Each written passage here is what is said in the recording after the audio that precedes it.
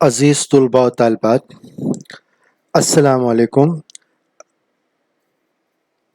آج کی اس on line video میں آن لائن کلاس میں آپ سب کا خیر مقدم ہے۔ عزیز طلباء و طالبات، اس ویڈیو کے اندر ہم قوم پرستی کی خصوصیات اور اس کے علاوہ مشقی سوالات کا ہم مطالعہ کریں گے۔ عزیز طلباء و طالبات، جیسا کہ ہمارا 11ویں جماعت علم سیاسیات کا پہلا سبق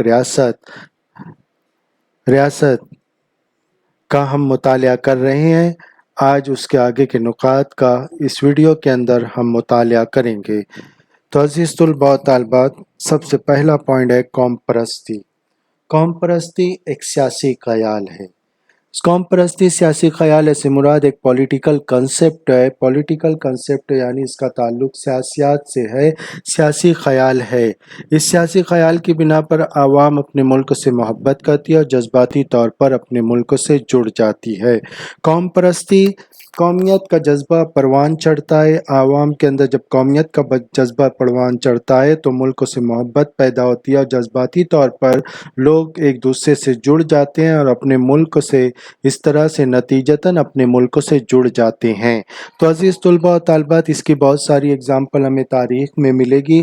تاریخ میں جیسا کہ آزادی کی تحریک میں ہندوستان جیسا کہ مختلف مذاہب کا ملک ہے، مختلف تہذیب و تمدن اور مختلف عقائد کے لوگ ہندوستان کے اندر آباد ہیں، مختلف رسم رواج کے لوگ آباد ہیں، مختلف رسومات کی ادائیگی کرنے والے لوگ آباد ہیں۔ ہندوستان کے اندر مختلف زبانیں بولنے والے لوگ آباد ہیں، مختلف نسلوں کے لوگ آباد ہیں، لیکن ان تمام اختلافات کے باوجود ہندوستانیوں کے اندر قومیت کا جذبہ پروان چڑھا۔ اور تمام ہندو، مسلم، سکھ، عیسائی سب مل کر انگریزوں کے خلاف تحریک آزادی میں بڑھ چڑھ کر حصہ لیا اور بالآخر ہندوستان آزاد ہوا۔ یعنی ان تمام افراد نے اپنے مذہب، اپنی نسل، اپنے تمام اختلافات کو بالائے طاق رکھ کر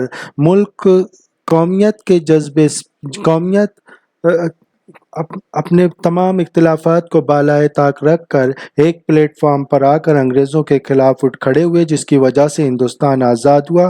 تو عزیز طلباء و طالبات، قومیت کا جذبہ عوام کے اندر اپنے ملک سے محبت پیدا کرتا ہے اور جذباتی طور پر لوگ اپنے ملک سے جڑ جاتے ہیں۔ تو اس بنیاد پر قومیت جو ہے یا قوم پرستی جو ہے ایک سیاسی خیال ہے، ایک پولیٹیکل کنسپٹ ہے۔ دوسرا جو ہے، اس جذبات کی بنا پر عوام کی قومی شناخت اور قومی فخر ترتیب پاتا ہے۔ اسی جذبات کی بنا پر قومیت جب پروان چڑھتی ہے تو عوام کی قومی شناخت پیدا ہوتی ہے، عوام کی قومی شناخت پہچان پیدا ہوتی ہے اور عوام کے اندر قومی فخر ترتیب پاتا ہے۔ جیسے مثال کے طور پر ہم ہندوستانی ہیں، ہم ہندوستانی ہونے پر گرو محسوس کرتے ہیں، ہم ہندوستانی ہیں، ہم اس پر فخر محسوس کرتے ہیں کہ ہم ہندوستانی ہیں۔ تو یہ فخر ترتیب پاتا ہے اور قومی شناخت پیدا ہوتی ہے۔ تیسرا جو ہے، ملک کے لیے کچھ کر گزرنے کا احساس پیدا ہوتا ہے۔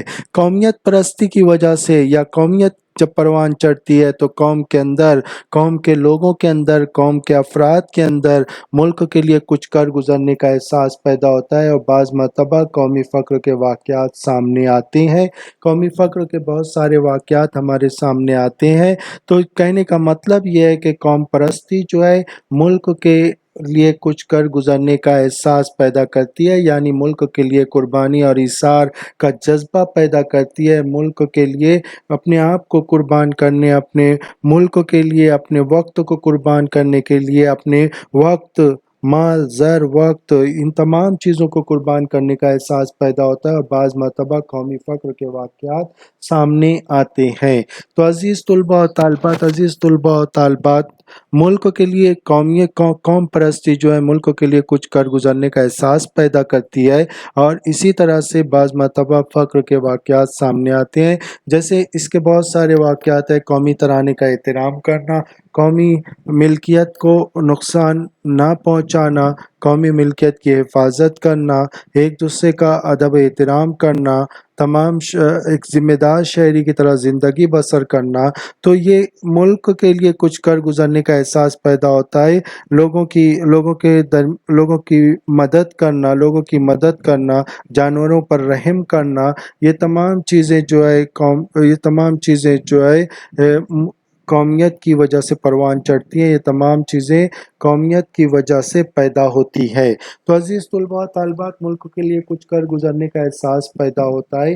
بعض مرتبہ قومی فخر کے واقعات سامنے آتے ہیں، مثلاً قومی ترانے کا احترام کرنے کے لیے کھڑے ہونا، جیسے قومی ترانے راشٹر گیت جب پڑھا جاتا ہے تو لوگ احترام سے بادب کھڑے ہو جاتے ہیں۔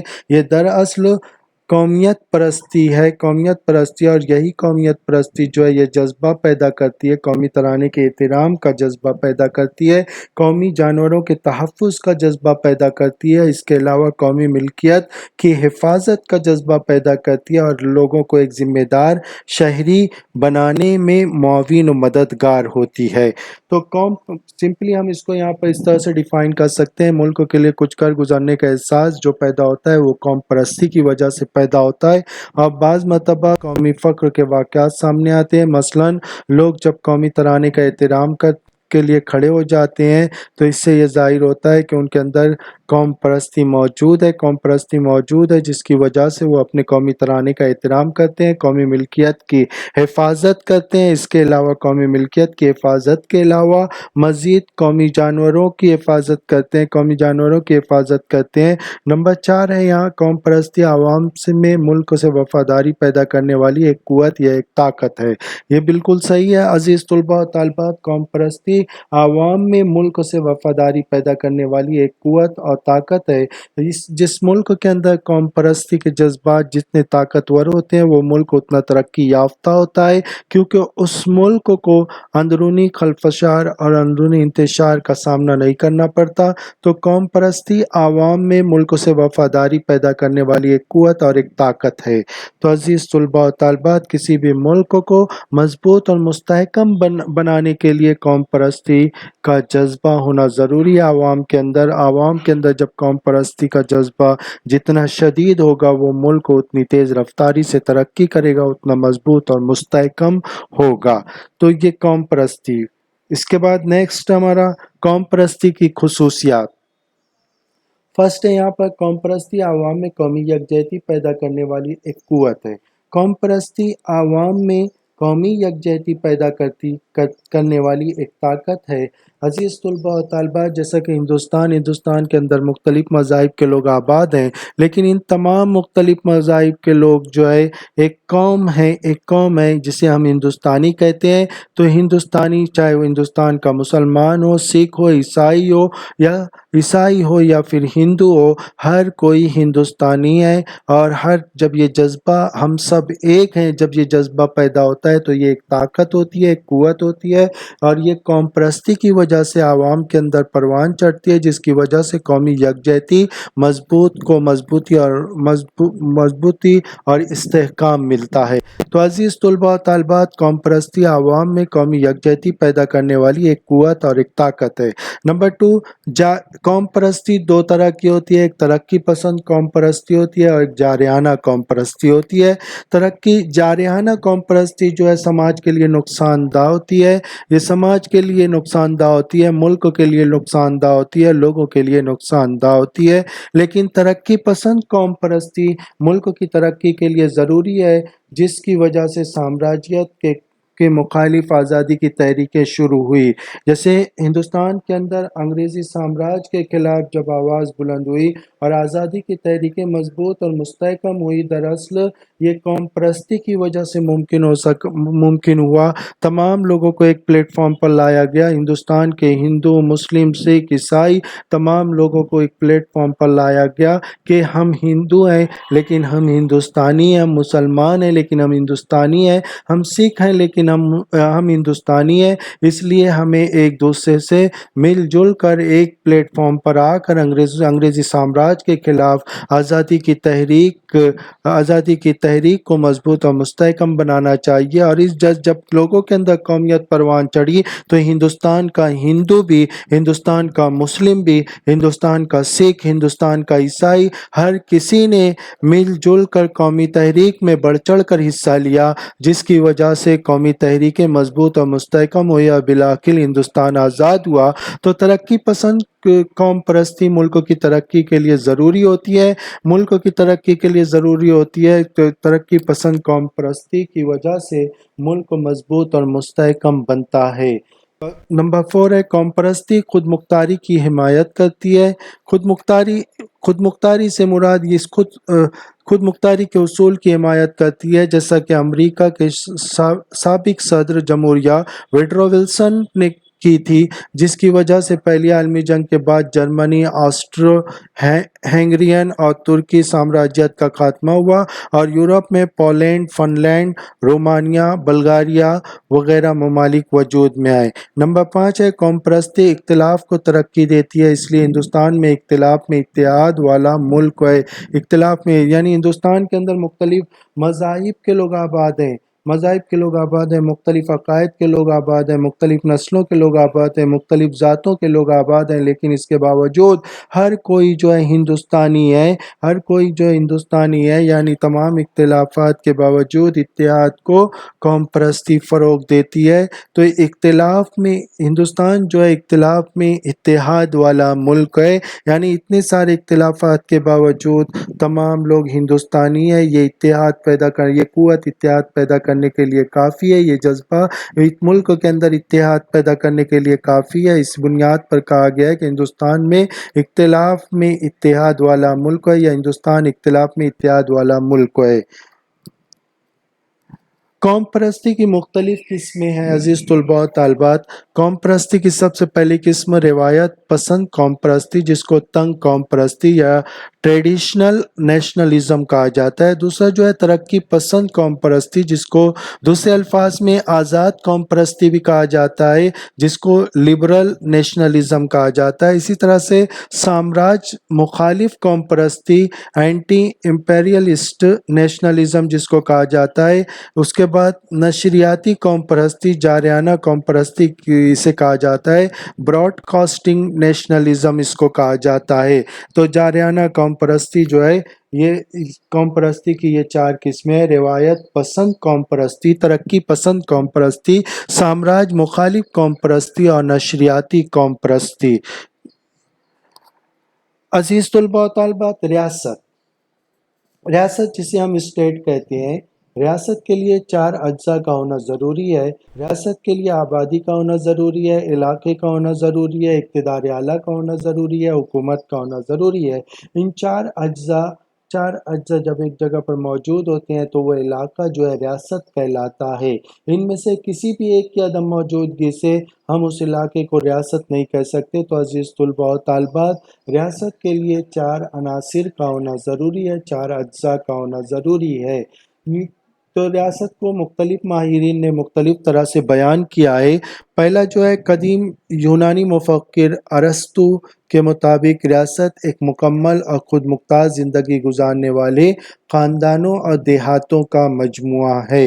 یعنی ریاست ایک مکمل اور خود مختار زندگی گزارنے والے خاندان سے مراد افراد کا مجموعہ ہے یہاں پر، اور دیہاتوں کا مجموعہ یعنی مختلف شہروں دیہاتوں ان کو ملا کر جو ایک مجموعہ جسے کہا جاتا ہے۔ تو اس طرح سے قدیم یونانی مفکر ارسطو کے مطابق ریاست ایک مکمل خود مختار زندگی گزارنے والے خاندانوں اور دیہاتوں کا مجموعہ ہے۔ دوسری ڈیفینیشن فرانسیسی مفکر جابودین کے مطابق جانداروں اور خاندانوں کی وراثت پر حکمرانی کرنے والی عظیم تنظیم جو ہے ریاست کہلاتی ہے۔ تیسری ڈیفینیشن امریکہ کے سابق صدر وڈرو ولسن کے مطابق ایک مخصوص علاقے میں قانون پر منحصر حکمرانی کے لیے منظم عوام کا مجموعہ ریاست کہلاتا ہے۔ चौथा है यहाँ पर 20वीं सदी के मशहूर मुफक्किर हेरोल्ड लॉस्की के मुताबिक तमाम इंसानों और तंजीमों पर बरतरी का दावा करने वाली हुकूमती तंजीम और मखसूस इलाके में रहने वाला समाज रियासत कहलाता है। तो इनमें मुख्तलिफ माहिरीन ने रियासत को मुख्तलिफ तरह से बयान किया है।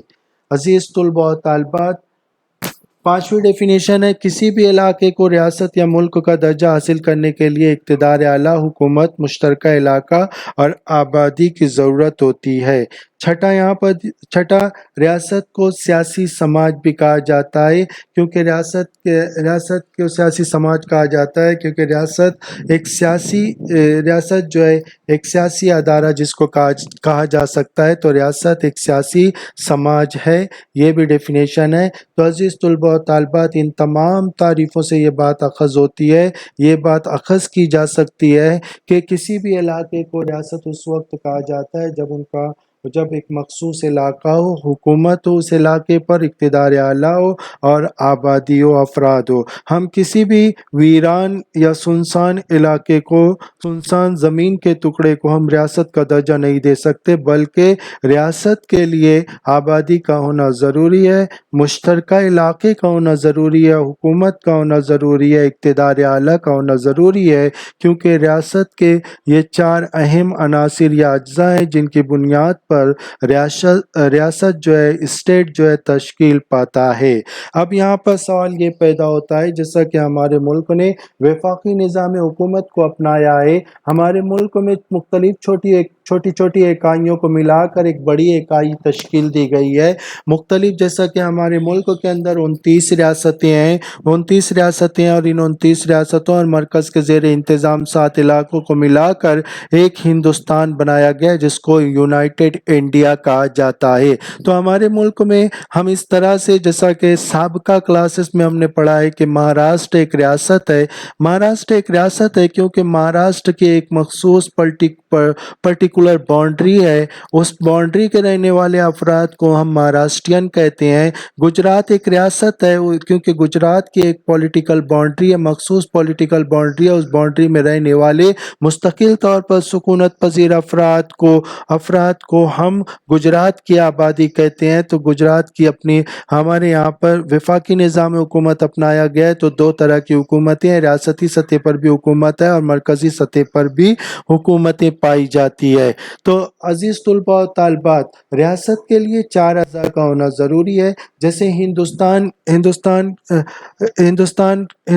जो है, हिंदुस्तान से मुराद यहाँ पर हिंदुस्तान की एक मखसूस पॉलिटिकल बाउंड्री है, उस बाउंड्री में रहने वाले तमाम अफराद को या मुस्तकिल तौर पर सुकूनत पजीर तमाम अफराद को हम हिंदुस्तानी कहते हैं। अमेरिका की एक पॉलिटिकल बाउंड्री, एक सियासी हुदूद है, उस सियासी हुदूद के अंदर मुस्तकिल तौर पर सुकूनत पजीर अफराद को हम अमेरिकन कहते हैं, अमेरिका की आबादी कहते हैं। तो रियासत के लिए आबादी का होना ज़रूरी है, आबादी का होना ज़रूरी है। तो अज़ीज़ तुलबा व तालिबात, हिंदुस्तान की आबादी मौजूद है, हिंदुस्तान में रहने वाले अफराद के मजमूए को हिंदुस्तान की आबादी कहा जाता है। आबादी को सही तरीके से इस तरह से डिफ़ाइन किया जा सकता है कि आबादी किसी मखसूस इलाके में मुस्तकिल तौर पर सुकूनत पजीर अफराद के मजमूए को हम आबादी कहते हैं, आबादी कहते हैं। तो हिंदुस्तान एक मखसूस इलाका है और इस मखसूस इलाके में मुस्तकिल तौर पर सुकूनत पजीर अफराद के मजमूए को हम हिंदुस्तान की आबादी कहते हैं। तो आबादी, रियासत इंसानी तख्लीक करदा अदारा है, रियासत जो है इंसान ने बनाया है इस अदारे को, इसलिए रियासत के लिए आबादी का होना ज़रूरी है। आबादी के बगैर रियासत की तश्कील मुमकिन नहीं है। दूसरा पॉइंट हमारा, एक मुश्तरका इलाका, कौमी सरहद के दरमियान फैली ज़मीन, समुद्री, साहिली और इसके अलावा फैला हुआ आसमान, ये तमाम जो है मुश्तरका इलाका है। तो कौमी सरहद हर इलाके की एक मखसूस पॉलिटिकल बाउंड्री होती है, एक मखसूस सियासी हुदूद होती है। उस हुदूद में फैली हुई ज़मीन, समुद्री इलाका, साहिली इलाका और ज़मीनी इलाका, और उस ज़मीन पर फैला हुआ आसमान जो है उस मुश्तरका इलाका कहलाता है। वो हिंदुस्तान का جیسے ہندوستان کے علاقے پر پھیلا ہوا آسمان جو ہے ہندوستان کا آسمان کہلائے گا۔ اس کے علاوہ ہندوستان کے زمین پھیلی ہوئی زمین جو ہے وہ ہندوستان کا حصہ کہلائے گی، ہندوستان کا کہلائے گی، اور سمندری اور ساحلی علاقے جو ہندوستانی علاقے کہلائیں گے۔ تو مشترکہ علاقے کا ہونا ضروری ہے، یعنی ایک مخصوص پولیٹیکل باؤنڈری کا ہونا ضروری ہے۔ تو عزیز طلباء و طالبات، ریاست کے لیے مشترکہ علاقے کا ہونا ضروری ہے۔ علاقے کے بغیر ریاست کی تشکیل ممکن نہیں ہے۔ اسی طرح سے حکومت، اقتدار اعلیٰ، حاصل تنظیم اور مجلس مقننہ، مجلس عاملہ، مجلس عدلیہ، حکومت کے شعبے، حکومت کا ہونا ضروری ہے۔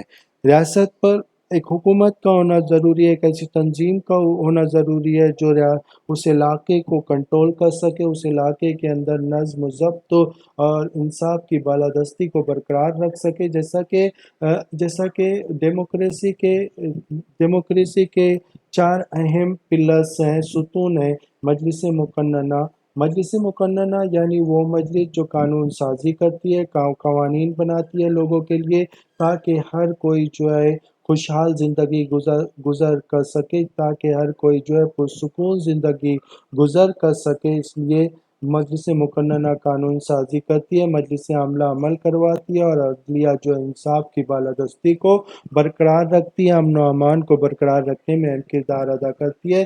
اسی طرح سے حکومتی شعبے ہیں جو نظم و ضبط اور انتظام حکومت کو انجام دیتے ہیں۔ نظم و ضبط اور انتظام حکومت کی بہتر انجام دہی کے لیے، عوام کی فلاح و بہبود کے لیے یہ ادارے کام کرتے ہیں۔ تو حکومت کا ہونا ضروری ہے ریاست کے لیے، کیونکہ عوام کی فلاح و بہبود سے ریاست ترقی کرتی ہے۔ ایک ریاست میں فلاح و بہبود پر زور دیا جاتا ہے، اور موجودہ زمانے کے اندر جتنی بھی ریاستیں ہیں وہ فلاح و بہبود کے کام انجام دیتی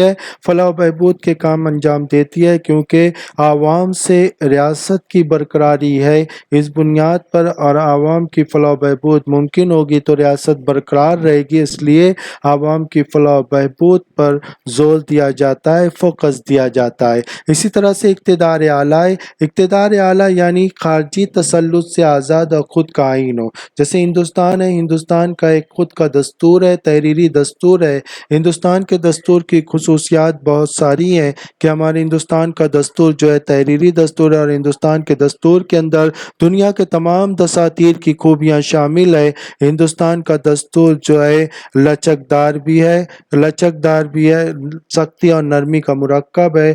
تو ہندوستان کا دستور جو ہے تحریری دستور ہے، ہندوستان کا دستور جو ہے ایک طویل ترین دستور ہے۔ تو یہ ہمارے دستور کے اور خارجی تسلط سے آزاد، یعنی کسی دوسرے کی حکمرانی نہیں ہے، بلکہ ہندوستان کے لوگ ہی اس پر حکمرانی کرتے ہیں۔ تو کہنے کا مطلب یہ ہے کہ اقتدار اعلیٰ کسی دوسرے ملک کے غلام نہیں ہے، بلکہ ہندوستان کی خود کی اپنی حکومت ہے، اقتدار اعلیٰ ہے، مشترکہ علاقہ ہے، آبادی۔ اس بنیاد پر ہم کہہ سکتے ہیں کہ ہندوستان جو ہے ایک ریاست ہے۔ جیسا کہ 1945 میں ہندوستان آزاد ہوا، ہندوستان کی اپنی آبادی موجود تھی، ہندوستان کا اپنا مشترکہ علاقہ موجود تھا، لیکن ہندوستان کی اپنی خود کی حکومت اور اقتدار اعلیٰ نہیں تھا، بلکہ ہندوستان پر انگریزوں کا تسلط تھا۔ اس بنیاد پر 1945 سے پہلے ہندوستان ایک ریاست نہیں تھا، لیکن 1945 کے بعد، آزادی کے بعد، ہندوستان ایک خود مختار ریاست بن کر دنیا کے سامنے ابھرا۔ تو ہندوستان ایک ریاست ہے، آج ہندوستان کو ہم ایک ریاست کہتے ہیں۔ تو اس طرح سے ریاست کے لیے 4 اجزاء کا ہونا ضروری ہے، اقتدار اعلیٰ کا ہونا ضروری ہے، حکومت کا ہونا ضروری ہے، مشترکہ علاقے کا ہونا ضروری ہے۔ عزیز طلباء و طالبات، اب دیکھیں گے ہمارا 8واں نقطہ جو ہے، ہمارا 8واں پوائنٹ جو ہے، ریاست اور حکومتی انتظامیہ کے درمیان کیا فرق ہے۔ تو دیکھیں گے یہاں پر ریاست جو ہے یہ مستحکم تصور ہے، اور حکومتی انتظامیہ غیر مستحکم تصور ہے۔ دوسرا جو ریاست میں دیا گیا، ریاست میں تمام شہری اور تنظیمیں اور حکومتی انتظامیہ کا شمار کیا جاتا ہے، اور یہاں پر یہ جو ہے حکومت جو ہے ریاست کا ایک جزء ہے، جس سے ریاست تشکیل پاتی ہے، جس کے بغیر ریاست की तामीर मुमकिन नहीं है तो रियासत का एक जुज़ है हुकूमत। तो तीसरा पॉइंट जो रियासत में दिया गया खुद मुख्तार अदारा है। रियासत एक खुद मुख्तार अदारा होता है, यानी खुद मुख्तार से मुराद अपनी मर्जी का मालिक अदारा होता है।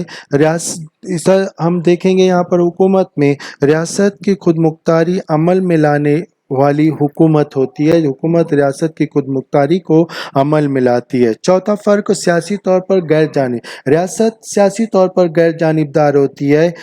सियासी तौर पर गैर जानिबदार होती है। रियासत का कोई मज़हब नहीं होता, रियासत का कोई मज़हब नहीं होता, कोई ज़ात नहीं होती, कोई तबका नहीं होता, कोई नस्ल। तो रियासत सियासी तौर पर गैर जानिबदार होती है।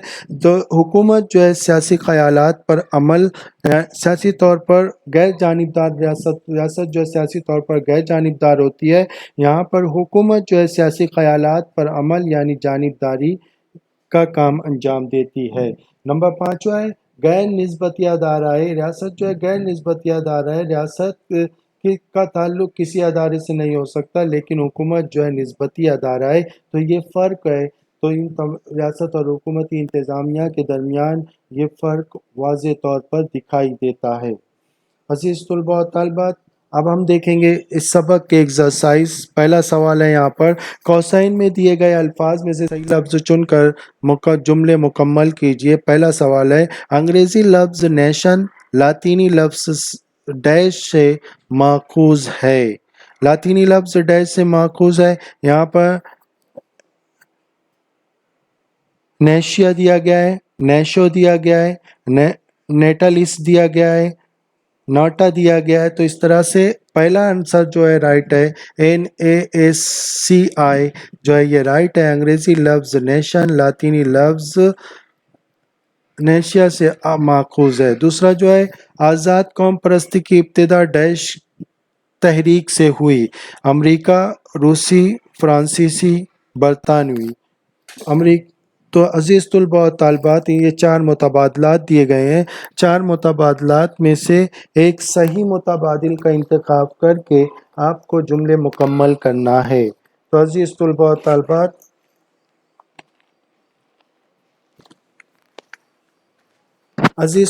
तालिबात, सही मुतबादिल का इंतखाब करना है। यहाँ पर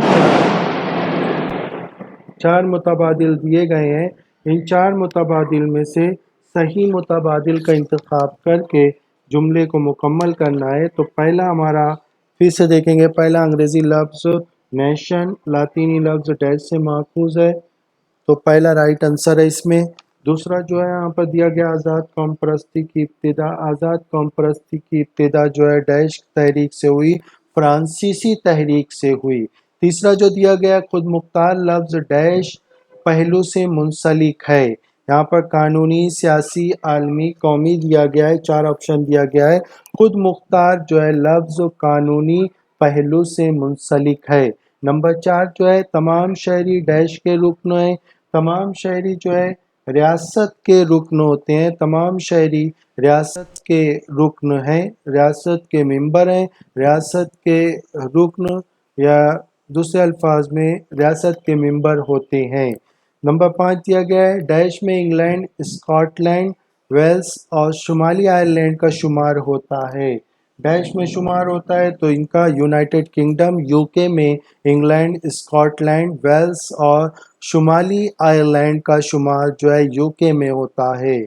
उसके बाद जो हमारा 5वां जो है, गजा और वेस्ट बैंक जिसको मगरिबी किनारे का इलाका डैश का इलाका है। डैश का इलाका है। यहाँ पर ऑप्शन दिया गया है, इसराइल, मिस्र, फ़लस्तीन, इराक। तो गजा जो है, गजा का इलाका जो है, मगरिबी किनारे का इलाका जो है, ये फ़लस्तीन का इलाका है। सवाल नंबर 2, गलत जोड़ी सही करके लिखिए। अजीज़ तलबा और तालिबात, यहाँ पर 4 जोड़ियाँ दी गई है। इन 4 जोड़ियों में से एक जोड़ी गलत है। उस गलत जोड़ी को आइडेंटिफाई करना है, उसकी शनाख्त करना है और उस जोड़ी को दुरुस्त करके जवाब लिखना है। कुछ इस तरह से लिखना है जैसा स्क्रीन पर बताया गया है। तो अजीज़ तलबा और तालिबात, यहाँ पर दिया गया है, अरस्तु जर्मन मुफक्किर, जाबांदे फ्रांसीसी मुफक्किर, وڈرو ولسن امریکی مفکر، ہیرالڈ لاسکی برطانوی مفکر۔ تو اب یہاں پر دوسرا جو ہے فرانسیسی مفکر یہ رائٹ ہے، وڈرو ولسن امریکی مفکر یہ بھی رائٹ ہے۔ چوتھا جو ہے ہیرالڈ لاسکی برطانوی مفکر یہ بھی رائٹ ہے۔ تو یہاں پر غلط جوڑی جو ہے ارسطو جرمن مفکر، ارسطو دراصل قدیم یونانی مفکر میں شمار کیا جاتا ہے، تو ارسطو رائٹ آنسر ہوگا ہمارا ارسطو قدیم یونانی مفکر۔ دوسرا جو ہے ارسطو شہریت سے متعلق خیالات، جان لاک حقوق سے متعلق اصول، جے ایس مل سوشلسٹ سماجی نظریہ، کارل مارکس کمیونزم کا نظریہ۔ تو یہ چاروں دیا گیا ہے یہاں پر۔ تو پہلا جو ہے ارسطو شہریت سے متعلق خیالات، یہ بالکل رائٹ ہے۔ دوسرا جو ہے جان لاک حقوق سے متعلق اصول، اس نے ترتیب دیے تو حقوق سے متعلق اصول رائٹ ہے۔ تیسرا جے ایس مل سوشلسٹ سماجی نظریہ یہ غلط ہے۔ کارل مارکس کمیونزم کا نظریہ تو یہ بھی رائٹ ہے۔ تو تیسری جوڑی جو ہے ہماری غلط ہے، اس جوڑی کو درست کرنا ہے۔ جے ایس مل آزادی سے متعلق نظریہ پیش کیا اس نے، تو یہاں پر جے ایس مل کے سامنے آزادی سے متعلق نظریہ آئے گا، تو یہ ہمارا رائٹ آنسر ہوگا۔ اس کے بعد جو ہے یہاں پر دیا گیا ہے میرا دوست پنجابی ہے۔ پنجابی دراصل علاقائی سطح کی شناخت ہے، پہچان ہے۔ دوسرا دیا گیا میرا ہم جماعت ایرانی ہے۔ ایرانی جو ہے یہ قومی سطح کی شناخت ہے۔ تیسرا جو ہے مجھے میرے قومی ترانے پر فخر ہے، یہ قوم پرستی کا احساس ہے۔ چوتھا یہاں پر دیا گیا ہے سرکاری دفتر سے مجھے پیدائشی داخلہ لانا ہے، یہ ذاتی ہے۔ تو یہاں پر دیکھیں گے رائٹ آنسر میرا دوست پنجابی ہے، یہ علاقائی سطح کی شناخت ہے۔ جیسے میں مہاراشٹرین ہوں، یہ میری علاقائی پہچان ہے۔ میں ہندوستانی ہوں، یہ میری قومی پہچان ہے۔ میں ایشیائی ہوں، یہ میری جو ہے قومی کے علاوہ یہ میری بین الاقوامی پہچان ہے۔ تو عزیز طلباء و طالبات، اسی طرح سے میرا دوست پنجابی ہے، میرا دوست گجراتی ہے، میرا دوست جو ہے گجراتی ہے، میرا دوست کشمیری ہے، یا پھر میرا دوست جو ہے ہماچل پردیش کا رہنے والا ہے، منی پوری ہے۔ تو یہ تمام کے تمام علاقائی شناخت ہے۔ اس کے علاوہ علاقائی کے علاوہ مقامی شناخت تو بھی ہوتی ہے کہ میں فلاں ضلع سے تعلق رکھتا ہوں، یہ مقامی شناخت میں آتا ہے۔ اس کے علاوہ میں فلاں شہر سے تعلق رکھتا ہوں، یہ مقامی شناخت ہے۔ تو میرا دوست پنجابی ہے، پنجاب ایک ریاست ہے، تو یہ ایک طرح کی علاقائی شناخت ہے، یہ بالکل رائٹ ہے۔ میرا ہم جماعت ایرانی ہے۔ اب مختلف ممالک ہے دنیا کے اندر، اور یہ تمام ممالک ایرانی جو ہے، جیسے ہم ہندوستانی ہے، یہ ہمارے قومی سطح کی شناخت ہے، قومی سطح کی پہچان ہے۔ تو میرا ہم جماعت ایرانی ہے، یعنی قومی سطح کی شناخت ہے۔ تیسرا جو ہے مجھے میرے قومی ترانے پر فخر ہے، قومی ترانے پر میں اپنے قومی ترانے پر فخر محسوس کرتا ہوں، یہ قوم پرستی کا احساس ہے، یہ بھی رائٹ ہے۔ چوتھا جو ہے سرکاری دفتر سے مجھے پیدائشی داخلہ لانا ہے، یہ ذاتی ہے، تو یہ رانگ ہے، یہ حکومتی انتظامیہ سے متعلق ہے۔ سرکاری دفتر سے میرا جنم داخلہ لانا ہے، یہ حکومتی انتظامیہ سے متعلق ہے۔ عزیز طلباء و طالبات، سوال نمبر 3 ہے، دیے گئے بیانات سے متعلق تصورات تحریر کیجیے۔ نمبر 1 ہے سیاسی سطح پر عوام کو ملک سے وفادار کرنے والی قوت۔ سیاسی سطح پر عوام کو ملک سے وفادار کرنے والی قوت اور طاقت جو ہوتی ہے وہ قوم پرستی ہوتی ہے۔ قوم پرستی کی وجہ سے لوگوں کے اندر سیاسی اتحاد پیدا ہوتا ہے اور ملک سے وفاداری کا جذبہ پیدا ہوتا ہے۔ تو سیاسی سطح پر عوام کو ملک سے وفاداری کرنے والی قوت جو ہے، یہ رائٹ آنسر اس کا ہوگا، یا سیاسی تصور اس کا ہوگا قوم پرستی۔